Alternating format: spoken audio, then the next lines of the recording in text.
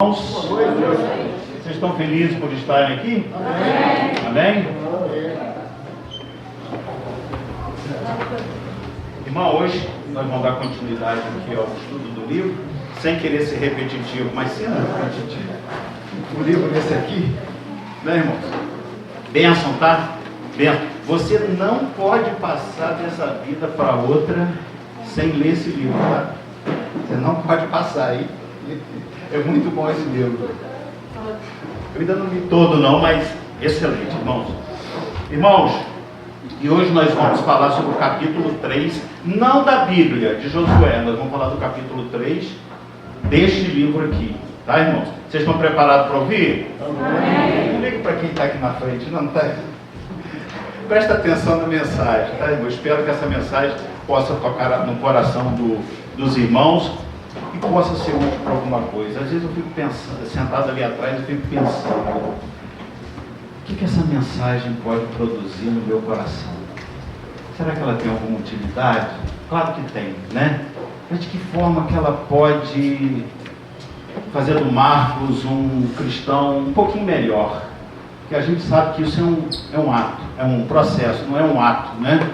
Mas a partir do momento que eu estou sentado aqui, seja aqui na igreja, seja estudando, essa mensagem, ela tem que provocar algum tipo de transformação na minha vida.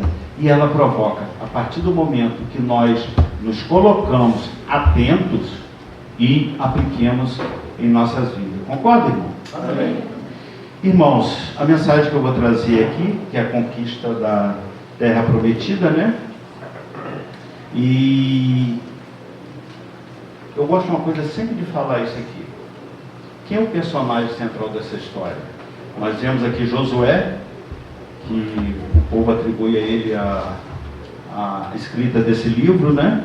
A gente vê aqui no caso do capítulo 2, a gente vai ver a figura de Josué, eu já falei, dos espias, de Rabi. Mas quem que é o personagem central desse livro aqui?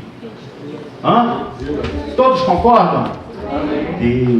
Deus. É Deus aquele que conduz a história. É o Deus soberano que nos faz atravessar o Jordão. Amém, irmãos? Amém. E relembrando aquilo que o irmão Fabiano falou hoje aqui pela manhã, que está em Romanos 15:4, tudo aquilo que foi escrito no passado, foi escrito para nos ensinar. E servir, como está em 1 Coríntios 10:11, né? E servir como advertência. Talvez alguém possa perguntar assim, mas esse livro, irmão Marcos, foi escrito esses fatos aconteceram há 3.500 anos atrás. Eles têm utilidade para nós hoje? Irmãos, não tenham dúvidas que tem. E é isso aí que eu vou tentar mostrar para os irmãos aqui, a partir da leitura desse capítulo aqui, do estudo desse livro. Então o livro é A Conquista da Terra Prometida. O título é Graça para o Maior Pecador. Vou repetir, graça para o maior pecador. E o que é graça, irmãos? Eu sou muito didático, tá? Eu sou muito didático, eu já deve ter percebido isso, né? E o que seria de nós sem a graça de Deus? Alguém falou alguma coisa aqui? O que seria a graça? Favor e merecido. Isso. Mais alguém tem alguma sugestão? Esse é o mais conhecido, né? Favor e merecido, né? Ou é tudo aquilo que Deus nos dá e nós não. Esse é outro conhecido também, né? E eu posso dizer que a graça é expressão do amor soberano de Deus? Sim ou não? Sim, né? Para Calvino, meus irmãos, a graça, ela não é um mero auxílio. Olha só, não é um mero auxílio, mas um poder irresistível que transforma o ser humano. Mas que transformação é essa? Que transformação é essa que nós estamos falando? É aquela transformação que acontece no meu e no seu interior, meus irmãos. E ela envolve o quê? Uma mudança de natureza. A gente sai de uma natureza inclinada para o pecado, para uma natureza voltada para Deus. Essa é a primeira mudança que envolve a transformação. A segunda mudança é uma mudança de vontade. Antes, eu e você, nós tínhamos uma vontade presa ao pecado.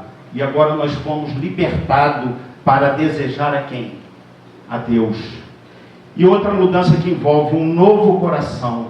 um novo coração, sensível ao pecado, onde esse coração ele rejeita o pecado, porque todos nós sabemos que o pecado ele ofende a quem? Ele ofende a Deus. Então essa transformação ele provoca um novo coração, mas não só um coração sensível ao pecado, mas um coração desejoso de seguir a Cristo. E eu gosto muito da palavra de um teólogo chamado Paul Tillich, que ele diz o seguinte, presta atenção, a graça ocorre quando aceitamos ser aceito, apesar de sermos inaceitáveis. Fácil de entender, né, irmãos? Né? Vou deixar como dever de casa para cada um de vocês, mas vou repetir. A graça, isso é profundo, ocorre quando aceitamos ser aceitos, apesar de sermos inaceitáveis. Me perdoe, irmão, mas isso aqui é muito profundo, mas é muito lindo também, tá, irmãos? Dever de casa, tá? Então, meus irmãos, vamos ler Josué 2. É Carlos Henrique ou Carlos Eduardo? Eu faço a confusão. É em Carlos.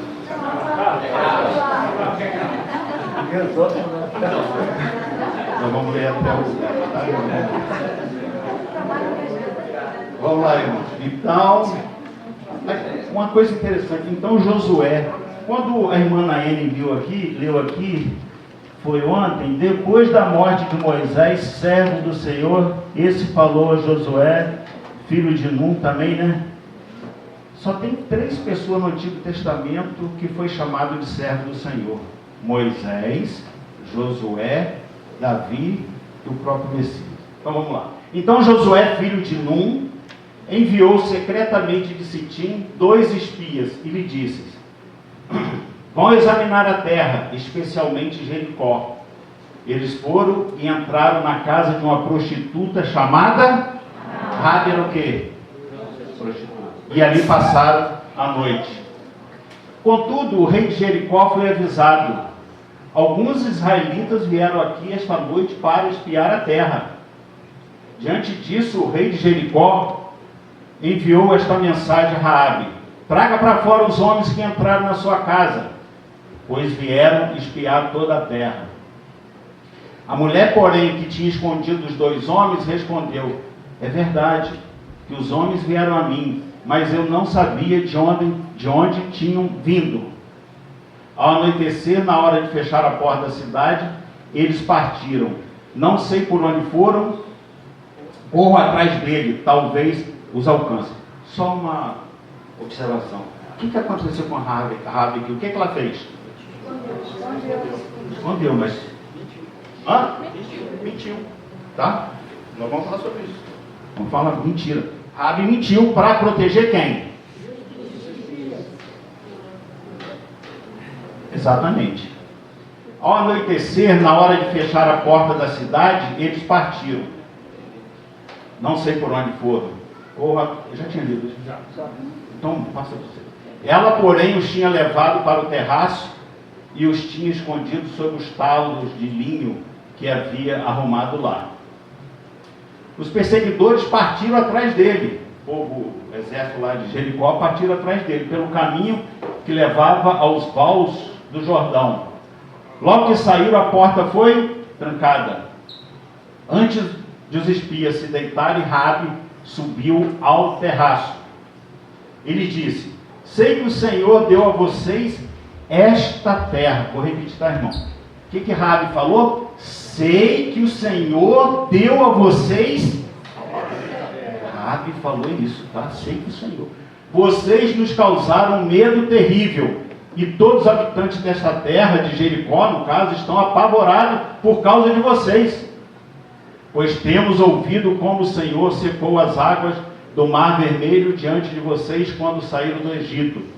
E o que vocês fizeram a leste do Jordão com Seom e Og, os 2 reis amorreus que vocês separaram para a destruição. Até aqui por enquanto. Obrigado. Irmãos, e hoje nós precisamos conversar sobre esse texto.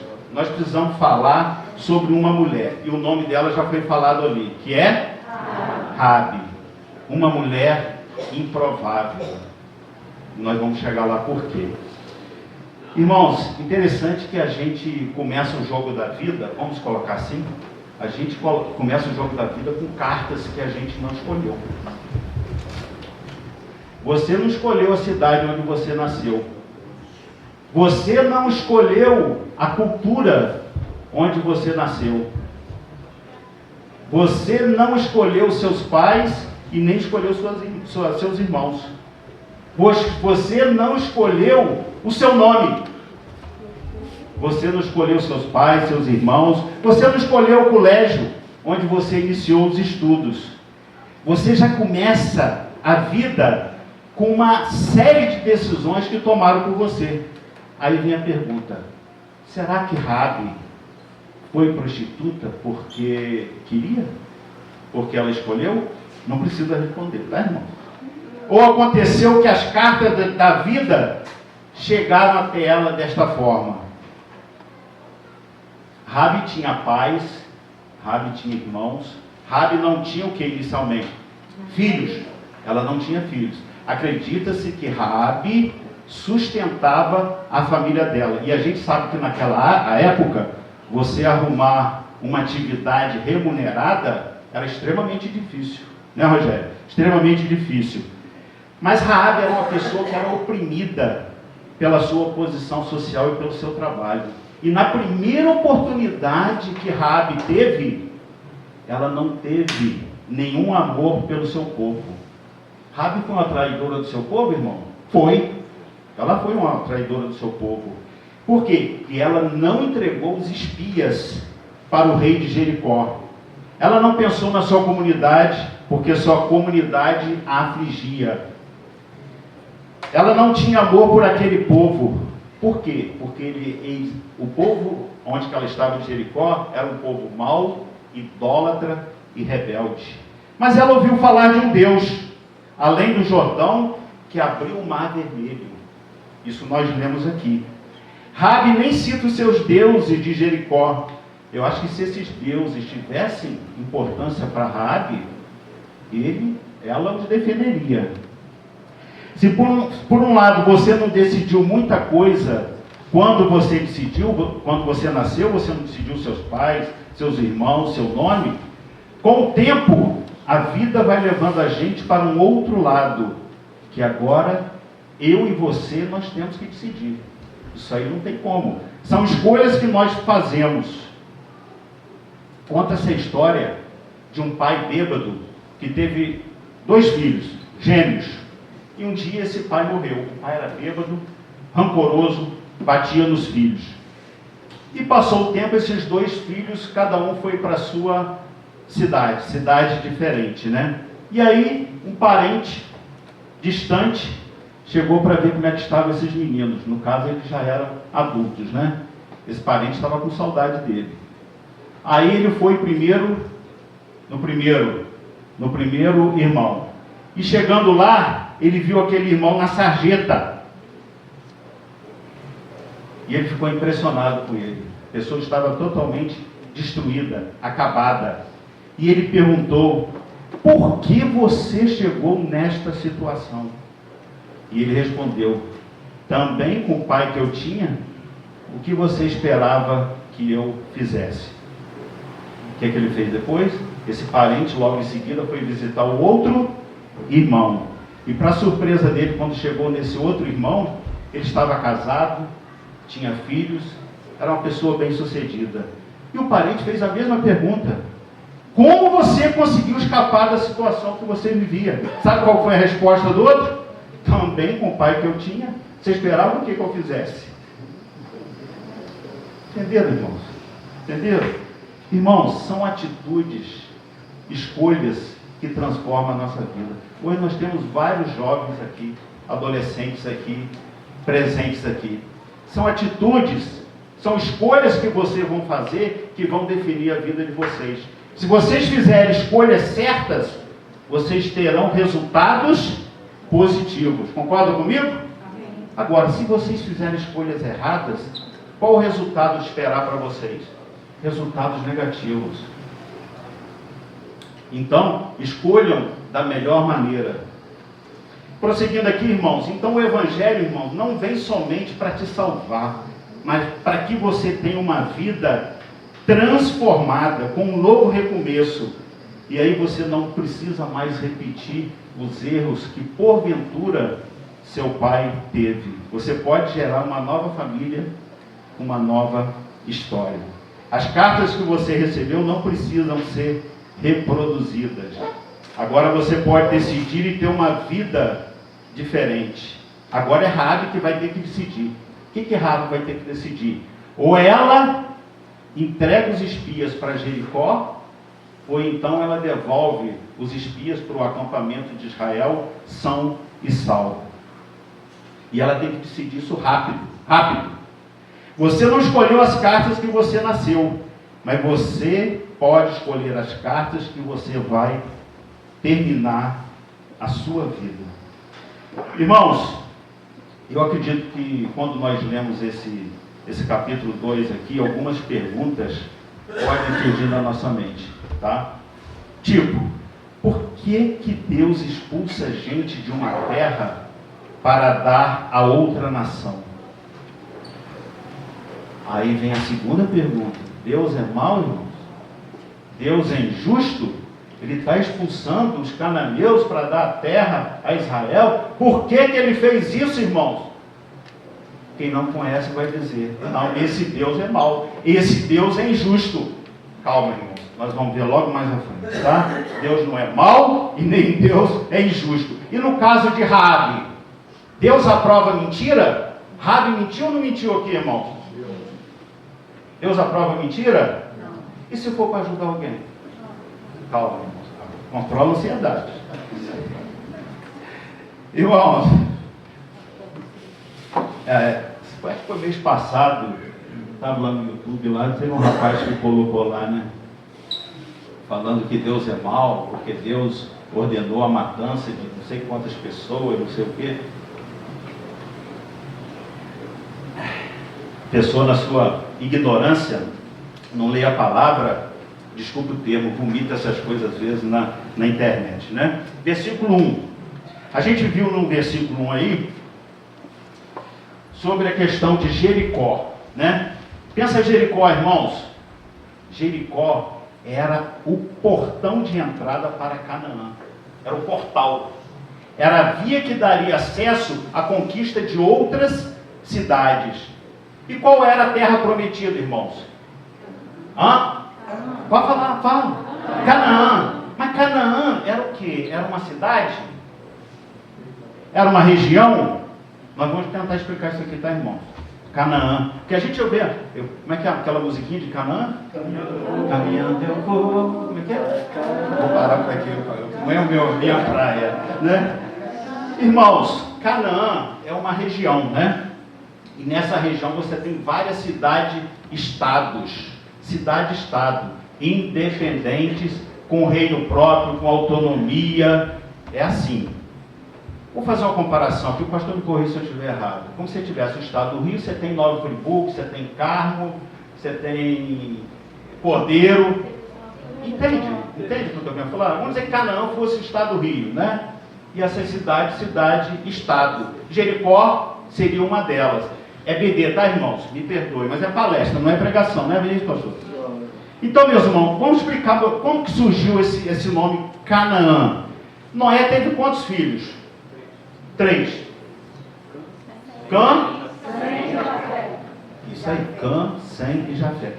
Houve um episódio com Noé, irmãos, que envolveu um dos filhos dele, está lá em Gênesis 9, 25, que envolveu a questão da embriaguez de Noé, e envolveu Cã, né? E Noé, nesse caso, ele pronuncia uma maldição, não diretamente a Cã, mas a Canaã, que era filho de, neto de Noé. Exatamente isso, tá, irmão? Então essa terra de Canaã, entre aspas, era uma homenagem a Canaã, neto de Noé, né? E é justamente onde os descendentes de Canaã se estabeleceram. Segundo Gênesis 10, 15 19, Canaã teve vários filhos, que deram origem a povos como Jebuseus, Eteus, Amorreus, Girgazeus e outros zeus que eu nem sei, mas é isso aqui, irmão, né? Então todos esses povos viviam na terra de Canaã. A gente vai ouvir sempre falar na Bíblia aqui, principalmente dos amorreus, né? Dos amorreus, né? Então todos esses povos viviam na terra de Canaã, que mais tarde seria prometida por Deus a quem? A Abraão, né, irmãos? Esses povos formavam uma sociedade chamada cananeia, que era formada por essas cidades-estados, né? E 2 Pedro 2, capítulo 2, 2 Pedro capítulo 2, versículo 5, diz que Noé foi chamado de quê? Ele foi chamado de pregador ou arauto da justiça. Por quê? Porque enquanto ele construía a arca, ele também advertia o povo sobre o juízo. E o povo dava atenção? Não. Exceto a sua família. Isso aí. Então, meu irmão, o que eu estou chegando a isso aqui? É razoável eu pensar que aquelas primeiras gerações que estavam lá em Canaã, elas conheciam de certa forma a verdade sobre Deus. Entende? É razoável pensar, né? Agora vamos voltar a Jericó. Jericó era uma das principais cidades nessa época. Jericó é a mesma lá de Lucas 10, quando a gente falou sobre a parábola do bom samaritano, lembra, irmãos? Né? Quando o sacerdote descia de Jerusalém para Jericó, Jerusalém ficava 750 metros acima do nível do mar, Jericó ficava 250, uma das cidades, ou a cidade mais baixa do mundo, né? Então o desnível era em torno de 1 quilômetro, 1000 metros, né? Essa cidade de Jericó era a primeira cidade a ser conquistada.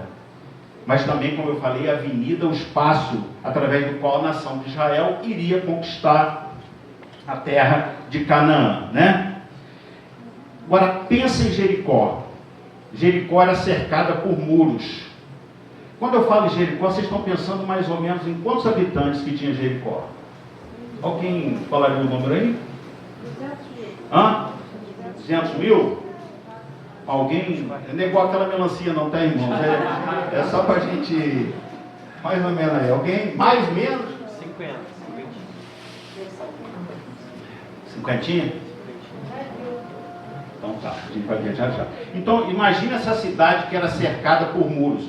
Só que esses muros da cidade, além de altos, eles eram muros extremamente largos. Cavalos cavalgavam em cima desse muro. Construía-se casa, inclusive a casa de Rabi era construída em cima desse muro. Então, quanto mais alto o muro, mais difícil era transpor esse muro e mais facilitava a ação de Jericó contra os inimigos. Entendeu, irmãos? Então tá. A irmã Lourdes quase que acertou 1% que a senhora falou. Estou de 2 mil. Senhora, por que senhora? Hein?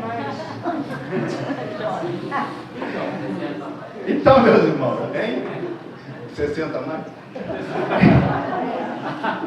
Agora, irmãos, o que os espias, nós sabemos o nome dos espias? Espera aí, irmão, que deu problema aqui. Tem que voltar aqui. Falhou aqui, o dedinho nervoso.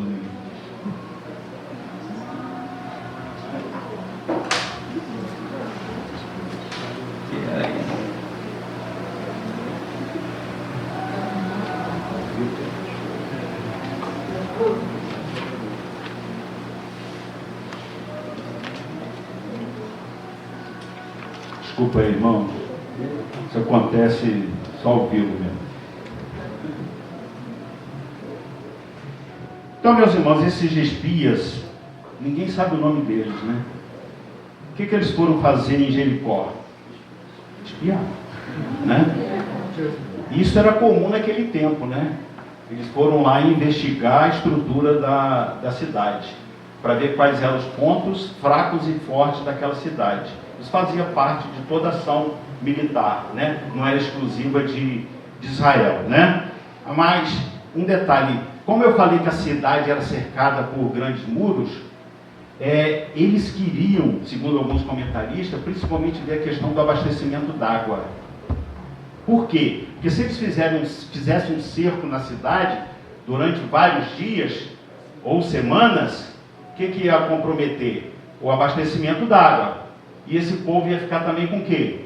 Com fome, né? Ia ficar com fome, porque como é que eles iriam sair? Não poderiam sair, porque senão seriam atacados, né? Então, meus irmãos, quem foi Raabe? Raabe, como nós já vimos aqui, foi uma mulher cananeia que vivia na cidade de Jericó. Mas não é só isso. Raabe era a personificação ou representação do que os israelitas estavam indo expulsar da terra. Ela é uma personificação ou representação desse povo. Ela é uma prostituta. Ela era considerada pela lei de Deus uma mulher imoral. Ela é a personificação daquilo que é ruim desse povo. Ela é uma mulher improvável. Mas a graça de Deus, meus irmãos, a graça de Deus, ela é escandalosa. A graça de Deus, ela é surpreendente. E Deus ama o quê? Deus ama transformar vidas. A graça de Deus alcança os mais improváveis. E nós falamos aqui que Raabe é uma mulher improvável, né? Muitos dizem que o Antigo Testamento é o período da lei e o Novo Testamento é o período da graça. Isso não existe, irmãos. Isso não existe. De novo aqui. Nós sempre vemos desde Gênesis um Deus de graça se revelando e se manifestando no meio do seu povo. Deus, meus irmãos, é pura graça. O Antigo Testamento também é pura graça. Raabe não é digna, como nós também não somos dignos. Raabe não merece, mas ela está aqui demonstrando o quê? Fé. Fé, e é isso que nós vamos ver. Fé nesse Deus. E os espias foram para um lugar onde passariam desapercebidos. Eles procuraram a casa de quem? A casa de Raabe, né? A casa de Raabe, meus irmãos, era, na verdade, não era necessariamente famosa por sua hospitalidade, né? A casa de Raabe, afinal de contas, era um bordel, né? Mas por dar guarida a todo tipo de homens em troca dos préstimos sexuais. Mas talvez seja o único lugar que ela poderia entrar numa cidade estranha com 2.000 habitantes aproximadamente naquelas muralhas ali. Você imagina, ela chega, aí eles chegam, os espias, eles precisam de quê? Informações. Talvez se tivesse salão de cabeleireiro lá, talvez eles fossem no salão de cabeleireiro. Mas não, irmão, não tinha salão de cabeleireiro. Então eles foram lá realmente, né? Obter informações. Mas não aconteceu bem assim. Imediatamente, quem que ficou sabendo que os espias estavam na casa de Raabe? O rei de Jericó ficou sabendo, né? E Jericó era uma cidade pequena, né, irmãos? A notícia correu. O versículo 2, vamos ver aí. Contudo, o rei de Jericó foi avisado. Alguns israelitas vieram aqui esta noite para espiar a terra. Foi rápido, né, irmão? Porque em torno de 3 dias, aproximadamente, que os espias ficaram ali naquela região, logo depois o rei ficou sabendo de que eles estavam lá exatamente para isso, né? Para poder fazer uma investigação. E do versículo 3 a 7, a gente vai ver que Raabe mentiu. Do versículo 3 a 7. Mentiu para preservar a vida daqueles homens. E aí, quando a gente pensa em Raabe, você pode pensar o seguinte: ela mentiu. É errado mentir? Se for para ajudar alguém. Raabe mentiu, meus irmãos, e foi muito abençoada, né? Como é que é isso? Irmãos, há uma diferença entre nós que temos o conhecimento da palavra de Deus e Raabe. Ela era uma mulher o quê? Cananeia. Era uma mulher pecadora, porque ela ainda tinha os valores pagãos. Você imagina aquela sociedade que ela vivia, que cultuava o quê? Vários deuses. Deus cultuava vários deuses. Você imagina a cultura daquela cidade. E uma cultura, ela é muito influenciada pelo pecado. Então a mentira devia ser algo muito normal naquela cidade. Então, para ela mentir, apesar dela ter demonstrado fé, ela mentiu. E mentir é errado. É errado. Ela não havia ainda se arrependido, apesar de ter demonstrado fé, ela não havia se arrependido. Temos que fazer uma distinção nesse caso. E do versículo 8 a 11,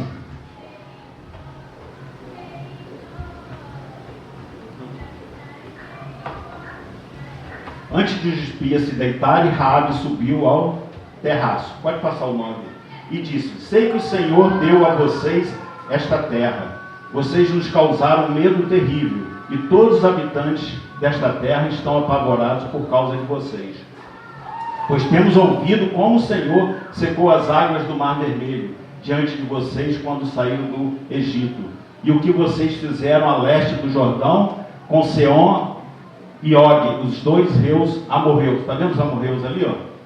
Uns habitantes de Canaã que vocês separaram para destruição.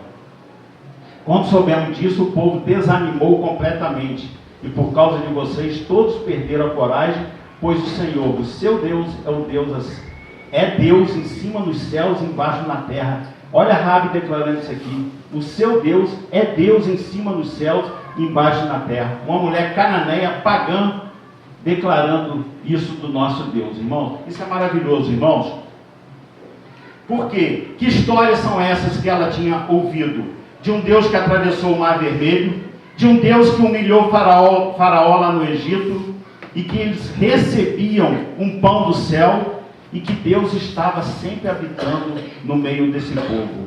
Raabe ouviu essas histórias, e o mais incrível, ela não só ouviu, como ela acreditou, como ela creu nessas histórias, no Deus dessas histórias.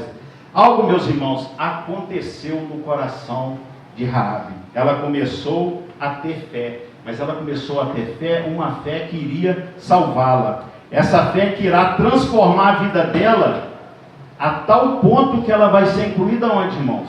Na genealogia de Jesus. De Jesus. Olha que coisa linda, hein? Uma mulher improvável. Raabe sabia que o nosso Deus iria cumprir o que ele prometeu. Uma coisa interessante, irmãos. Raabe, ela teve fé antes mesmo de acolher os espias. Ficou claro aqui. Porque ela já ouvia falar dos grandes milagres que Deus estava fazendo ali. E ela temeu. E o povo dela também sabia. O povo de Jericó. Só que eles fizeram o quê? Eles não tiveram uma atitude de fé como Raabe teve.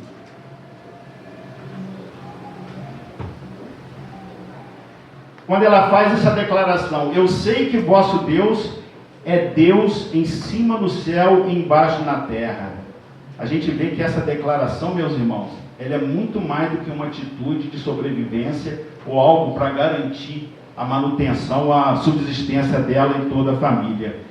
Isso fez com que Raabe fosse não somente parte da história no Antigo Testamento, mas há 3 menções dela no Novo Testamento. Uma nós já falamos, que é na genealogia de Jesus, a outra em Hebreus 11:31, nós vamos ver aqui também, pode até colocar, né? 11:31. Pela fé a prostituta Raabe não foi morta com os que haviam sido desobedientes, pois tinha acolhido os espias pacificamente. Somente 2 mulheres estão na galeria de fé. Quem são, irmãos? Além de Raabe. Sara, né? Sara está lá. É 11, qualquer coisa ali, tá, irmão? Está na Bíblia aí, eu não lembro agora qual é o... Agora, irmãos, por que Deus sentenciou toda aquela cidade ou aquela região de Canaã à destruição? É aquela pergunta que eu havia feito lá no início. Deus é mau? Deus é injusto? Em primeiro lugar, irmãos, nós temos que ter em mente o seguinte, que só existe uma história de salvação, porque por trás existe uma história de condenação. A história de Raabe fala tanto de uma história de salvação dela e da sua casa, quanto de uma história de condenação do restante da cidade. A cidade de Jericó será condenada. Então, tirando Raabe e sua família, todos daquela terra seriam executados. Talvez a gente lendo isso aqui, a gente possa achar o livro do Antigo Testamento um livro um tanto quanto sanguinário, né, irmãos? Você pode achar que Deus é alguém muito bravo, né? Que extermina pessoas, etc, etc. Mas nós precisamos entender uma coisa: o porquê da condenação dessa cidade. Será que Deus não está fazendo aí uma discriminação ética? O Senhor, será que supervalorizou a nação de Israel em detrimento das outras? Isso pode até soar uma forma de lidar com as etnias de forma diferente, mas nada disso é verdade, irmão. No livro de Gênesis, essa história que envolve Canaã começa com a promessa que Deus fez a Abraão, né? Deus não tinha falado a Abraão que eu darei a você e a sua descendência essa terra de Canaã? Existem dois motivos, irmãos. E Canaã passou a ser chamado a terra prometida, né? Gênesis 15, 13. Por favor. 15, 13. Então o Senhor lhe disse: saiba com certeza que a sua descendência será estrangeira em uma terra que não lhes pertencerá. Também serão escravizados e oprimidos por 400 anos. Isso aqui está falando de Israel, que ficaram escravizados durante 400 anos no Egito. Então vamos prosseguir. Quando você não estiver mais aqui, Abraão, deixa eu te falar o que vai acontecer. A descendência de Abraão migra para o Egito. O Senhor diz que eles seriam peregrinos em terra alheia. Não vão ficar aqui em Canaã ainda. E lá vão chegar ao ponto de serem reduzidos à escravidão. É o que nós acabamos de ler. Agora, só depois de 400 anos que Deus tirou o povo de Israel da onde? Do Egito, né? Agora, dá uma olhadinha no capítulo 15, versículo 16. Isso. Na quarta geração, os seus descendentes voltarão para cá. Por quê, irmãos? Olha, isso aqui é muito importante. Porque a maldade dos amorreus ainda não atingiu o seu auge. Deus estava dando oportunidade àqueles moradores de Canaã para que eles se arrependessem. Por isso que ele ainda segurou o povo de Israel 400 anos no Egito. Por quê? Ele estava dando oportunidade para que os amorreus, para que os heteus, para aquela turma toda pudesse se arrepender. Mas nosso Deus é o quê? Um Deus onisciente. Eles sabiam que eles não iam se arrepender, mas ainda a maldade não tinha atingido o seu ápice.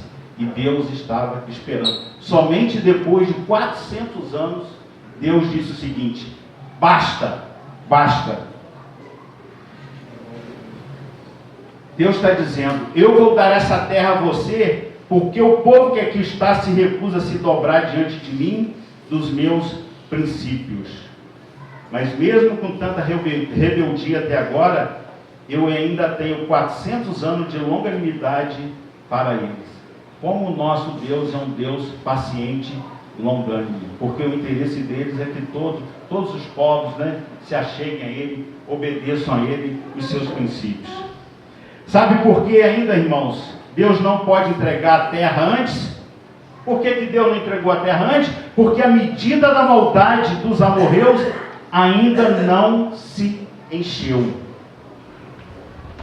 E Deus estava usando de longanimidade com aquele povo, dando oportunidade, né? Mas Deus sabia. Então, meus irmãos, a razão por que Deus deu ordem para que esse povo fosse executado é porque eles haviam chegado ao limite da sua maldade. Esse povo sacrificava crianças, prostituição, idolatria. Todo esse povo estava corrompido. A medida da maldade dele tinha ultrapassado. Então Deus disse: basta, vocês não vão se arrepender, então eu vou fazer isso. Eu vou pegar Israel, vou colocar nessa terra, e ele vai ser instrumento de juízo para vocês. Então, meus irmãos, R.C. Sproul diz o seguinte: a pergunta não deveria ser por que Deus permite que pessoas sejam mortas, mas por que Ele poupa qualquer um de nós? Isso aqui é muito profundo, tá, irmão? Essa é a pergunta. Não deveriam fazer essa pergunta porque Deus permite que as pessoas sejam mortas. Mas por que Ele nos poupa? Essa que deveria ser a pergunta, né? O maior choque deveria ser a graça e não o julgamento, porque o julgamento todos nós merecemos. Agora, irmão, quando falamos em condenação, não podemos desconsiderar o aspecto do amor de Deus. Deus é como se fosse um diamante, ele tem várias facetas. Uma das facetas de Deus é o seu amor, mas a outra faceta de Deus é a sua justiça. Deus não pode simplesmente deixar os pecados e a rebeldia do homem impunes, ainda que Ele ofereça uma solução de misericórdia. Mas aquele povo quis abraçar a misericórdia? Não, mas se ele abraçasse a misericórdia, Deus mudaria o destino daquele povo. Porque lá em Tiago 2,13 diz o seguinte, que a misericórdia triunfa sobre o juízo. A misericórdia sempre vai prevalecer, mas esse povo não quis isso. Esse povo quis continuar com a sua maldade. O Senhor estava dando tempo para esse povo. O juízo, meus irmãos, existe porque existe um Deus justo. Justo. A Bíblia diz no Salmo 89,14 que justiça e integridade são a base do seu trono. Agora, uma coisa importante, o amor de Deus, ele não anula a justiça de Deus. Voltando aqui, coisa importante que os irmãos têm que entender, Deus não estava olhando para Israel e dizendo, você, Israel, vocês são melhores que os cananeus, então vou acabar com a raça dos cananeus e fazer o bem a vocês. Mas Deus tira a nação de Israel do Egito e diz, agora vou julgar os cananeus pelos pecados deles. Não foi isso que Deus estava fazendo? Que a maldade deles tinha suplantado? Israel foi um instrumento de juízo contra eles. Eu vou tirar a terra e dar a vocês. Segundo Crônicas 7, 19 e 20, é importante a gente ler. Mas Deus, meus irmãos, Ele não está dizendo que Israel, vocês são melhores do que os cananeus. Deus não está dizendo isso, tá? Até porque, Ele está dizendo, se vocês, que está falando de Israel, porém se afastarem de mim e abandonarem os estatutos e os mandamentos que eu lhe dei e prestarem culto a outros deuses e adorá-los, desarraigarei Israel da minha terra. O que é desarraigar? Tirar Israel da minha terra, terra que lhes dei, e lançarei para longe da minha presença este templo, que consagrei ao meu nome. Farei que ele se torne provérbio e objeto de zombaria entre os povos. Então, meus irmãos, é o seguinte, se vocês cometerem, Israel, os mesmos pecados cananeus, eu vou julgar você do mesmo jeito que eu julguei os cananeus.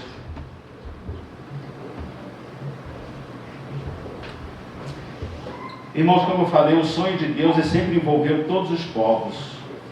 Até quando Deus fez aliança com Abraão, Ele disse, em ti serão benditas todas as famílias da terra. Então Deus estava dizendo, Israel, você vai ser tratado da mesma forma. E foi tratado da mesma forma. Tanto é que houve a invasão pelos babilônicos, né? O exílio. Quando você entende essa perspectiva, não é Deus contra os cananeus, mas é Deus julgando os pecados dos cananeus que eles tinham cometido, da mesma forma como depois julgou os pecados de Israel, porque eles também tinham cometido o pecado. Israel depois, o que Deus faz? Deus arranca Israel de lá da sua terra e são levados em cativeiro para a Babilônia. Então, meus irmãos, o que Deus quer é obediência. Obediência. A Bíblia diz lá em Hebreus 11:31 que Raabe pela fé não foi destruída com os desobedientes. Então a Bíblia está chamando o restante do povo de quê? Desobedientes. Interessante que essa palavra desobediente, no grego, que é apeiteu, quer dizer o seguinte: não deixar-se persuadir, não deixar-se convencido. Então não é só alguém que desobedeceu, porque sabia que tinha que obedecer, mas é alguém que ao longo da sua desobediência não se deixou ser convencido. É isso que estava acontecendo com aquele povo lá de Jericó. Mas pela fé, Raabe não foi destruída com os desobedientes, né? Por quê? Porque Raabe reconheceu a grandeza de Deus. Ela sabia que Deus secou as águas do Mar Vermelho, que ela sabia que Deus que ele entregou os reis. E ela sabia que Deus é um Deus em cima nos céus e Deus embaixo na terra. Raabe, além da atitude de reconhecimento de Deus, em momento nenhum ela questiona o que Deus está fazendo é injusto. Não, Raabe, em nenhum momento você lendo ali, ela vai entender que é injusto o que Deus fez.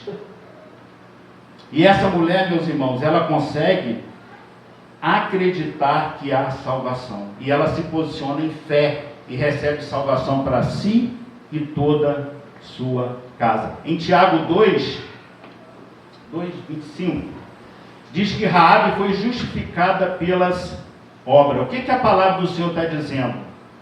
Que há uma fé que é acompanhada por obras. Quando você tem fé, a sua fé, as obras vão acompanhar a sua fé. É uma questão de atitude, irmão, porque não existe fé sem obediência.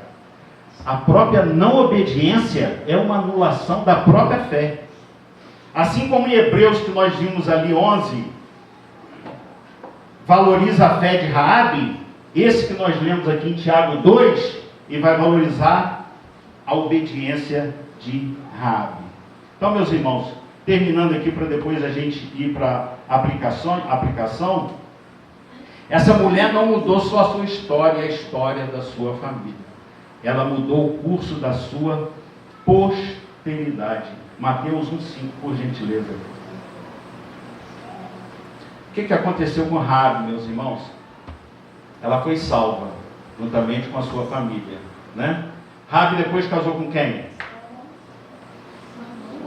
Salmão,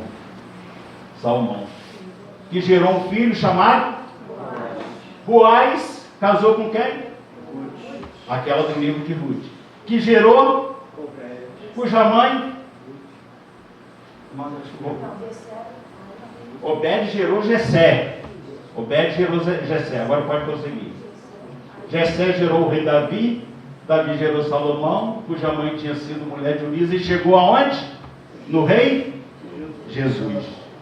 Olha que história dessa mulher, irmãos. Aqui nós temos a linhagem do Senhor Jesus. Essa mulher que creu era uma prostituta. Aí eu faço uma pergunta a vocês: se vocês pedissem uma recomendação de uma pessoa que poderia entrar na linhagem de Jesus, vocês tinham indicado Raabe? Sim ou não? Não. Mas Deus pensa como a gente? O entendimento dele é igual ao nosso?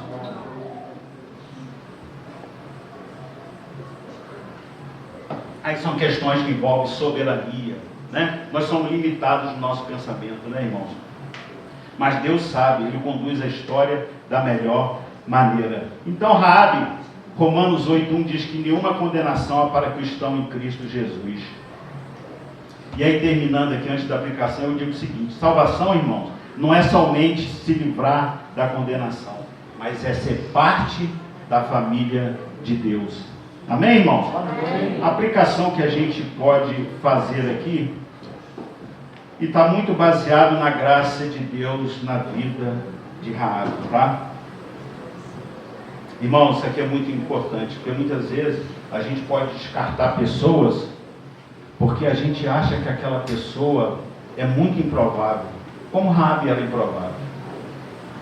De repente aquele vizinho fala: esse cara não tem mínima condição de ir para o céu, mínima condição de ser salvo, né?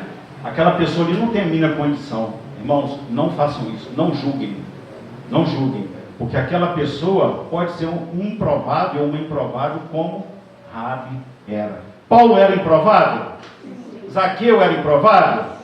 Eu era improvável, irmãos. Hein? Amém. Né? Você também era? Tem mais alguém aqui que era improvável? Levanta a mão. Meu Deus, eu sou muito improvável. Como a gente dá trabalho para esse Deus, né, irmãos? Mas a gente vê a misericórdia de Deus. E a misericórdia do Deus triunfa sobre o quê? Sobre o juízo, né? É muito lindo isso, irmãos. Irmãos, ninguém está fora do alcance da graça de Deus. Então, não tente falar que essa pessoa não pode ser salva. Não tente falar sobre isso. Você está incorrendo num pecado muito grande. O passado não define o futuro quando a graça entra em ação. Entenderam isso? O passado não define o futuro quando a graça entra em ação. Ah, mas lá no passado, Raabe fez muita coisa errada, né? Esquece, irmãos. Deus usa pessoas improváveis para cumprir propósitos grandiosos. E aí, meus irmãos, a fé deve gerar frutos visíveis. É a fé ativa. Não é aquela fé que eu guardo para mim, que eu não quero falar sobre a minha fé com ninguém, né? Eu fico quietinho no meu canto. Não. Não há limite, meus irmãos, para o amor, a graça e a misericórdia de Deus em salvar os pecadores. Não há limite para o seu poder, e Deus nos surpreende sempre. E finalizando, Deus escolheu Raabe desde antes da fundação do mundo, mas também disse que para ser salva, uma pessoa deve crer e crer na verdade.